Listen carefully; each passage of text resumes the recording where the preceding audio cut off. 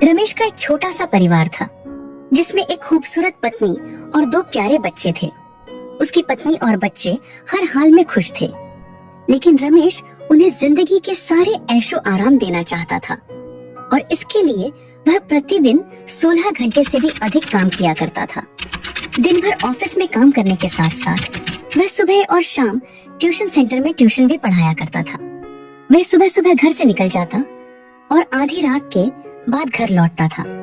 बच्चों के लिए उसका चेहरा देखना मुश्किल था, क्योंकि सुबह सवेरे उसके घर से निकलते समय बच्चे सोते रहते और देर रात घर में कदम रखने से पहले ही सो चुके होते। हाँ, रविवार को जरूर वह घर पर होता, लेकिन उस दिन भी वह किसी न किसी काम में व्यस्त रहता और उसका समय परिवार के साथ न बीतकर काम करते हुए ही बीतता।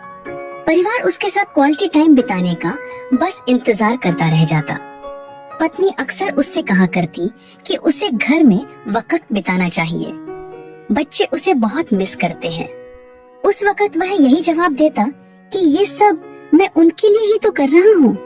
बढ़ते घरेलू खर्च और स्कूल के खर्चों के लिए मेरा ज्यादा काम करना जरूरी है। मैं उन्हें एक अच्छी जिंदगी देना चाहता हूँ। रमेश की यह दिनचर्या वर्षों तक जारी रही। वह यूं ही परिवार को अनदेखा कर खड़ी मेहनत करता रहा। इसका प्रतिफल भी उसे मिला। उसे पदोन्नति प्राप्त हुई और आकर्षक वेतन मिलने लगा। परिवार अब बड़े घर में रहने लगा। खाने पीने और अन्य सुविधाओं की उन्हें कोई कमी न रही, लेकिन रमेश का यूं ही काम करना जारी रहा। वह अधिक से अधिक पैसे कमाना चाहता था। पत्नी पूछती कि आप पैसों के पीछे क्यों भाग रहे हैं? हमारे पास जो है हम उसमें खुश रह सकते हैं। तो उसका जवाब होता कि मैं तुम्हें और बच्चों को दुनिया जहां की खुशियां देना चाहता हूँ। बस कुछ साल और मुझे मेहनत करने दो। पत्नी चुप हो जाती। 2 साल और बीत गए। इन 2 सालों में रमेश बमुश्किल अपने परिवार के साथ समय बिता पाया। बच्चे अपने पिता को देखने और उससे बातें करने को तरस गए। इस बीच एक दिन रमेश की किस्मत खुल गई।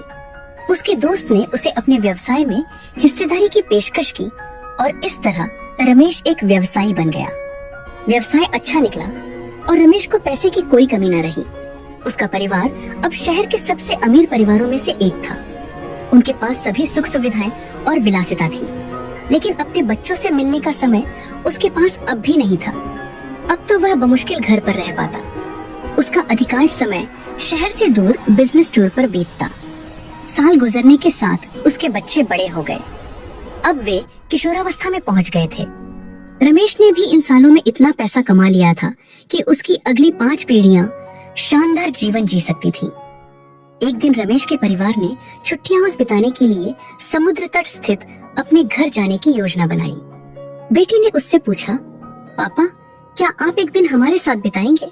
रमेश ने जवाब दिया, हाँ जरूर, कल तुम लोग जाओ। मैं कुछ काम निपटाकर 2 दिन में वहाँ पहुँचता हूँ। उसके बाद का मेरा पूरा समय तुम लोगों का है। पूरा परिवार बहुत खुश हो गया। वे समुद्र तट स्थित अपने घर पर चले गए। 2 दिन बाद रमेश वहाँ पहुँचा, लेकिन उस दिन उसके साथ समय बिताने कोई नहीं था। दुर्भाग्य से उसी सुबह आई सुनामी में वे सभी बह गए थे। रमेश अपनी पत्नी और बच्चों को फिर कभी नहीं देख सकता था। करोड़ों की संपत्ति होने के बाद भी वह उनके साथ का एक पल नहीं खरीद सकता था। वह पछताने लगा।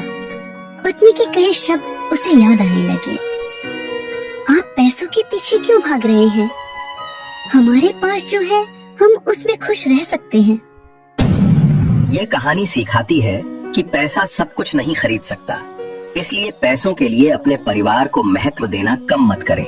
पैसा खो देने के बाद फिर से कमाया जा सकता है, लेकिन अपनों को खो देने के बाद दोबारा वापस नहीं पाया जा सकता।